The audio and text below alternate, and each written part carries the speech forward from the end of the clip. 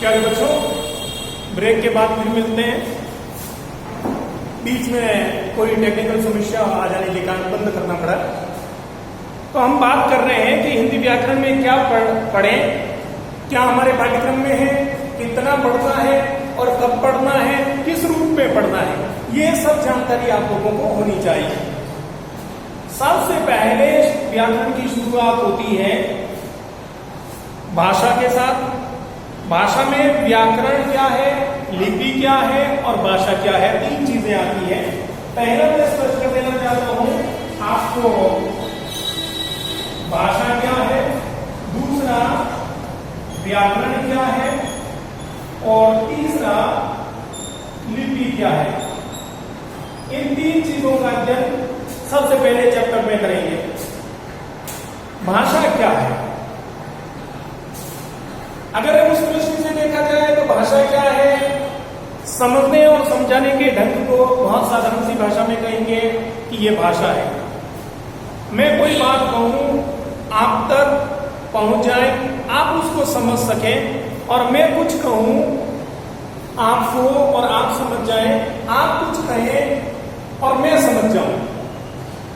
यानी विचारों के आदान प्रदान के लिए जिस साधन का प्रयोग किया जाता है, ध्यान से सुन लें एक बार फिर से, विचारों के आदान प्रदान के माध्यम को हम भाषा कहते हैं।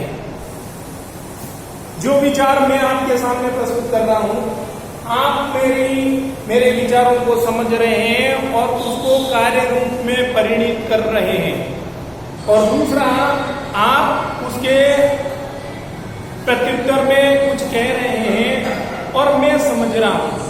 इसका मतलब ये हो गई भाषा। अब प्रश्न उठता है, ये भाषा हिंदी भाषा ही है केवल? तो विभिन्न प्रकार की भाषाएं हैं, अलग अलग भाषाएं हैं और उनकी अलग अलग लिपियां हैं। बहुत गहराई में नहीं जाएं, अपन हिंदी भाषा पढ़ेंगे, हिंदी भाषा का व्याकरण पढ़ेंगे। हिंदी भाषा के व्याकरण में हम अध्ययन करते हैं भाषा विचारों के आदान प्रदान का माध्यम। उसके बाद आगे बढ़ते हैं तो व्याकरण। व्याकरण क्या है? व्याकरण किसी भाषा का शुद्ध बोलना, लिखना, पढ़ना, जिसके द्वारा हम लोग समझते हैं, उसको उस भाषा का व्याकरण कहते हैं। या एक बार फिर से सुने, जिस किसी भाषा के माध्यम से हम लोग उस भाषा का शुद्ध बोलना, लिखना और पढ़ना सीखते हैं, उसको हम उस भाषा का व्याकरण कहते हैं। जैसे हिंदी व्याकरण, हिंदी व्याकरण में शुद्ध बोलना, शुद्ध लिखना और शुद्ध पढ़ना जिसके द्वारा हम लोग सीखते हैं, उसको हिंदी का व्याकरण कहते हैं। सेम इंग्लिश का, सेम अन्य अनेक भाषाओं का भी इसी प्रकार है। अब प्रश्न उठता है, तीसरे प्रश्न आता है, पहला भाषा हो गया, दूसरा हो गया यानी भाषा विचारों के आदान प्रदान के माध्यम को भाषा कहते हैं। व्याकरण उस भाषा को शुद्ध लिखना, पढ़ना और बोलना जो ज्ञान करवाता है, उस शास्त्र को हम व्याकरण कहते हैं। अब आता है लिपि क्या है? लिपि का सीधा सा अगर अर्थ कहें तो लिखने का ढंग। जो भाषा हमें या जो व्याकरण हमें लिखने का ढंग जिससे आता है वो लिपि है। जैसे हिंदी भाषा की लिपि देवनागरी लिपि, जो लिखने का ढंग है वो देवनागरी लिपि में के माध्यम से सिखाया जाता है। इसके बाद हम लोग अध्ययन करते हैं, फिर पढ़ाते हैं। थोड़ा सा मैं इस बारे में जानकारी करवा दूं।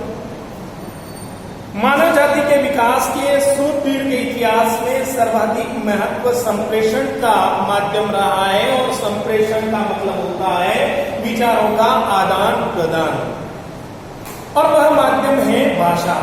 भाषा मनुष्य समाज की इकाई होता है तथा मनुष्यों से ही समाज बनता है। समाज की इकाई होने के कारण परस्पर विचार, भावना, संदेश, सूचना आदि को अभिव्यक्त करने के लिए मनुष्य भाषा का प्रयोग करता है।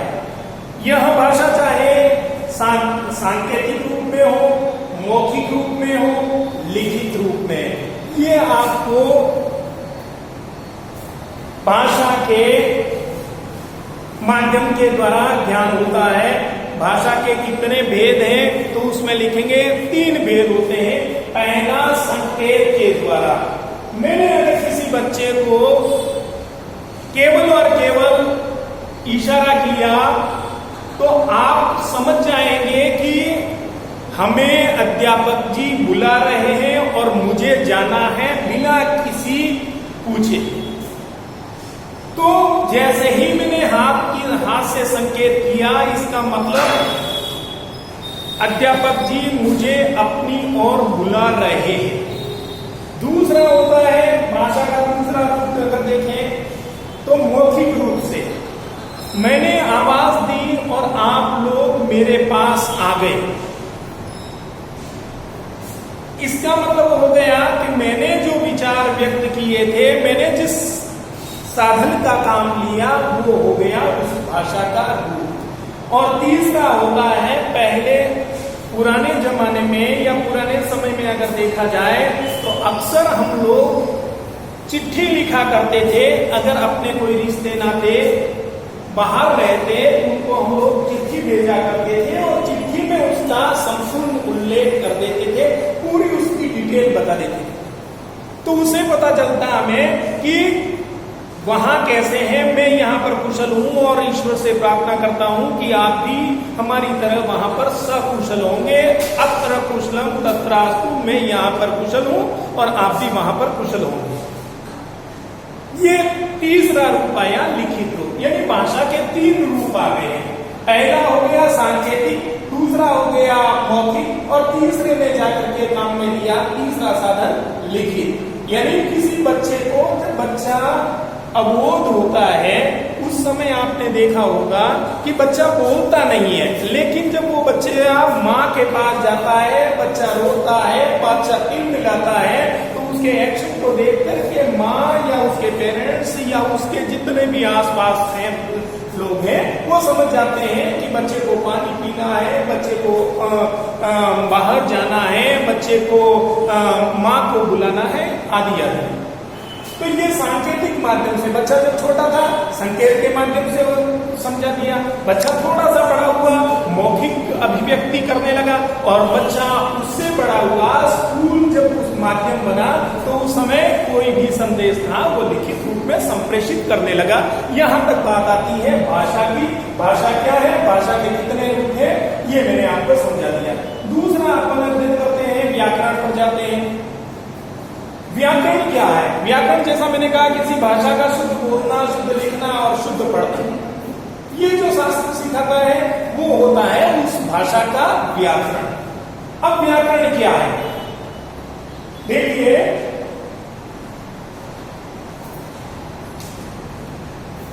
भाषा में थोड़ा सा मैं कुछ और जाता हूं भाषा पर। भाषा के बहुत सी पाठ्य पुस्तकों में 3 रूप मिलेंगे, बहुत सी पाठ्य पुस्तकों में 2 रूप मिलेंगे।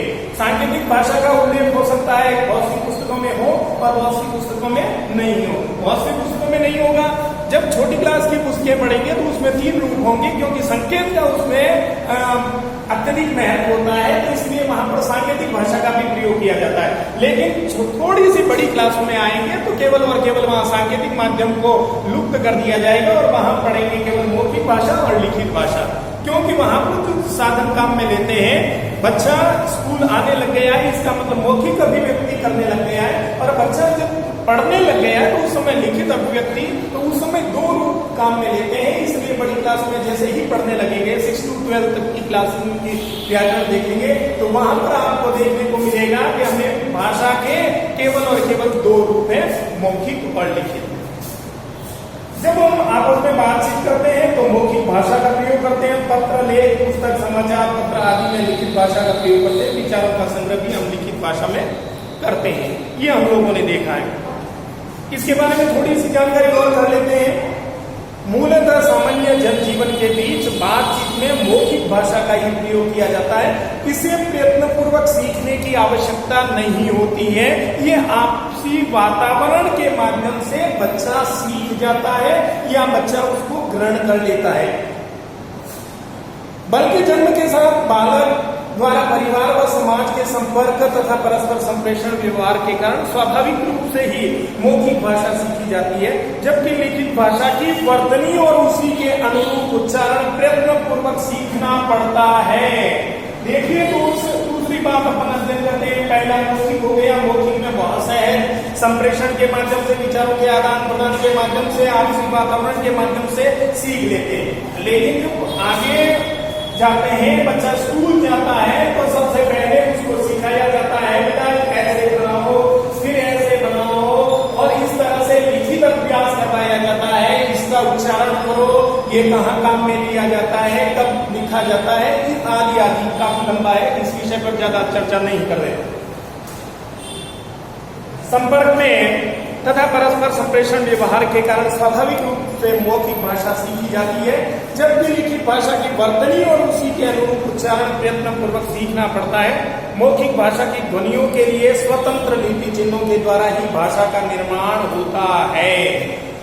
अब ये तो आता है, इसके बाद में अगर भाषा के अध्ययन के बाद में आपने देखा होगा एक शब्द वो आता है, भाषा तो है लेकिन इसके साथ साथ बोली क्या है और इनमें क्या अंतर है। एक सीमित क्षेत्र में बोली जाने वाली भाषा के स्थानीय रूप को बोली कहा जाता है। नोट करें डिफरेंस क्या है भाषा और इसमें। एक सीमित क्षेत्र में बोले जाने वाले भाषा के स्थानीय रूप को बोली कहते हैं, जिसे उपभाषा भी कहते हैं। कहा गया है कि एक ये याद कर ले, लोकोक्ति है हालांकि, लेकिन कोस कोस पर पानी बदले 5 कोस पर बानी, बानी यानी वाणी। कोस कोस, हर कोस पर किलोमीटर, 5 किलोमीटर, 10 किलोमीटर पे पानी बदल जाता है, उसका स्वाद बदल जाता है। और जैसे ही 5 कोस से ज्यादा की दूरी हो जाती है, लेकिन कहने का मतलब अभिप्राय इसका ये है, 5 कोस इसका कोई क्राइटेरिया नहीं है, लेकिन कहने का मतलब ये है कि बहुत कम जगह पर पानी का स्वाद बदल जाता है और थोड़े से अगर उसके आगे जाएंगे तो वाणी का स्वाद भी बदल जाता है, यानी वाणी जो बोली है उसका भी रूप बदल जाता है, टोन बदल जाती है। इस तरह से हर 5-7 मील पर बोली में बदलाव आता है। भाषा का सीमित, अविकसित और आम बोलचाल वाला रूप बोली कहलाता है।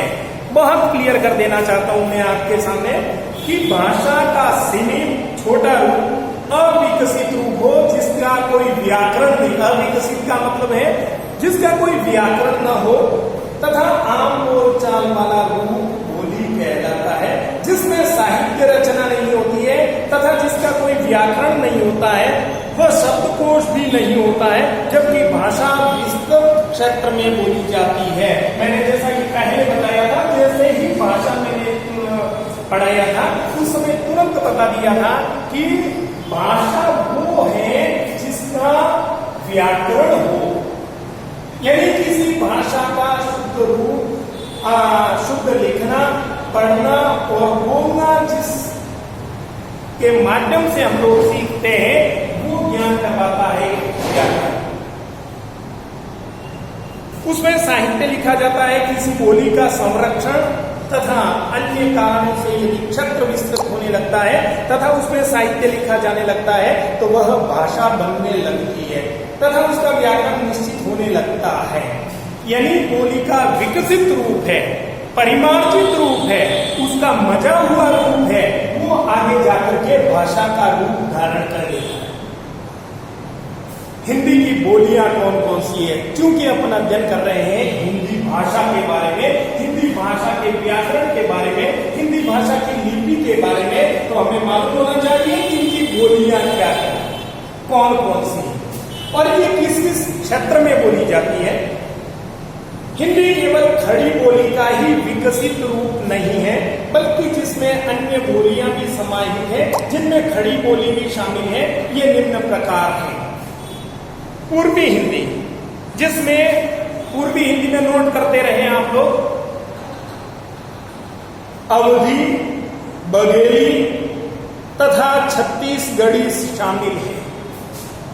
ये पूर्वी हिस्से में जो बोली जाती है वो पूर्वी हिंदी कहलाती है और इसमें अवधी, बघेली तथा छत्तीसगढ़ी वाले शामिल हैं।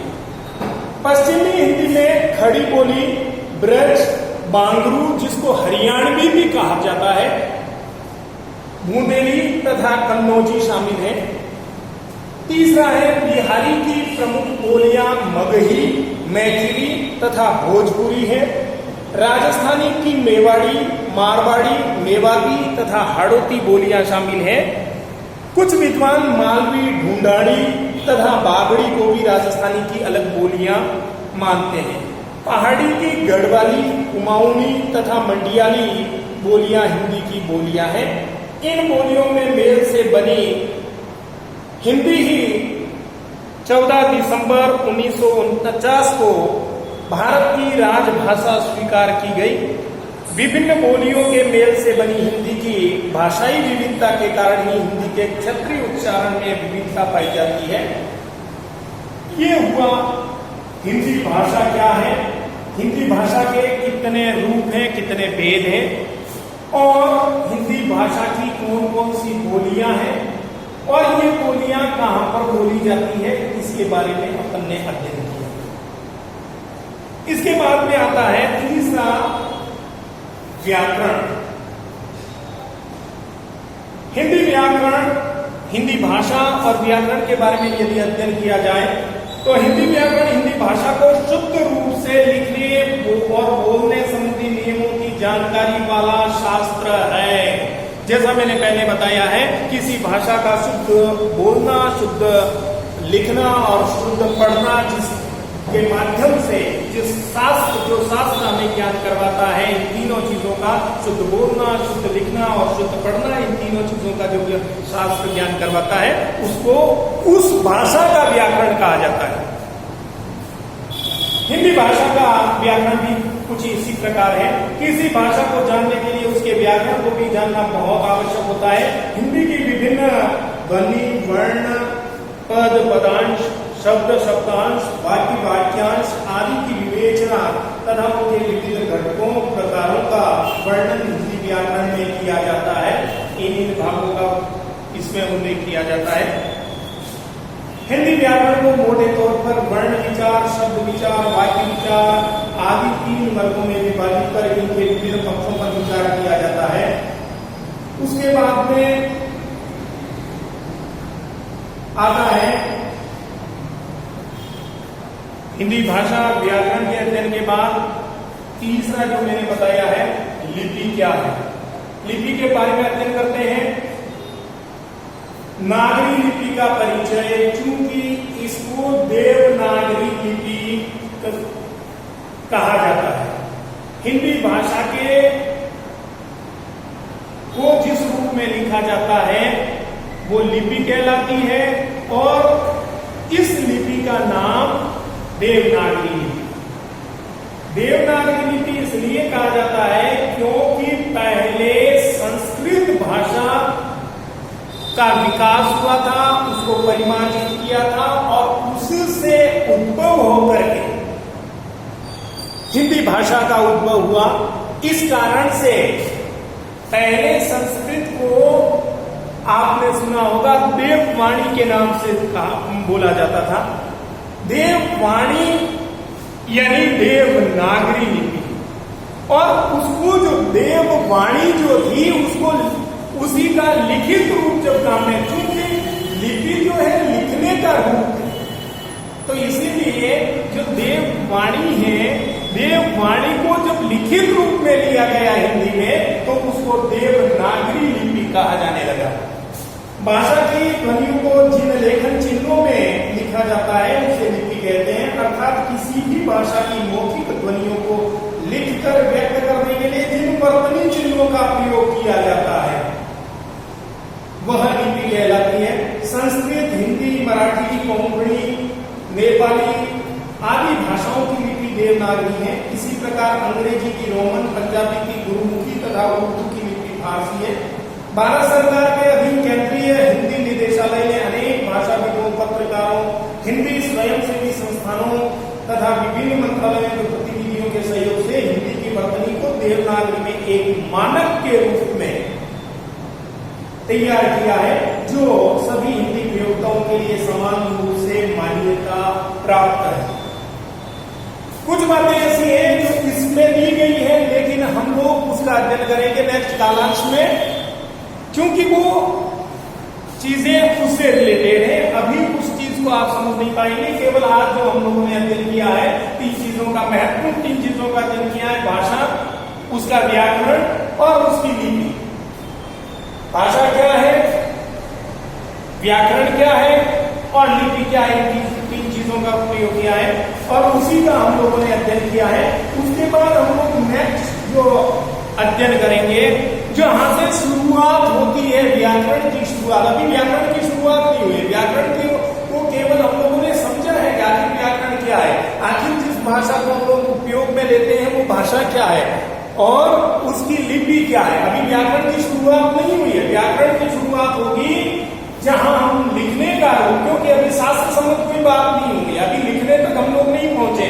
अभी केवल और केवल अध्ययन किया है इसका मौखिक रूप, लिखित रूप, सांकेतिक रूप। लिखित रूप को कैसे काम में लिया जाता है और इसका व्याकरण किस पर आधारित होता है, क्या ध्यान रखना चाहिए, कहाँ किस तरह से लिखेंगे, अशुद्धियां नहीं होगी, इस तरह से हम लोगों ने अध्ययन किया है। लेकिन आगे वाली जो पीरियड लेंगे वो होगा हमारा वर्ण विचार और अक्षरी खंड, उसका अध्ययन करेंगे। वहां से हम लोग व्याकरण की शुरुआत करेंगे। तब तक के लिए आप सभी को धन्यवाद। होमवर्क बराबर करते रहे, इस बात का आप लोग ध्यान रखें। संभवतया विद्यालय 1 अगस्त से प्रारंभ हो जाएंगे, लेकिन हो सकता है इसको गवर्नमेंट, राज्य सरकार, क्या केंद्र सरकार इसको एक्सटेंड कर दे। ऐसी स्थिति में आप लोगों का दायित्व बनता है, आपके पेरेंट्स का दायित्व बनता है कि आप लोग जो ऑनलाइन क्लासेज जो हम लोग चला रहे हैं उसका आप लोग अच्छे से अध्ययन करें और पूर्ण गंभीरता के साथ इस जो हम लोग काम देते हैं उसको करें, ताकि समय रहते आप लोगों का काम हो जाए ना। तो इस बात का आप लोग ध्यान रखें। तब तक के लिए हम वापस नहीं मिलते, तब तक के लिए ओके।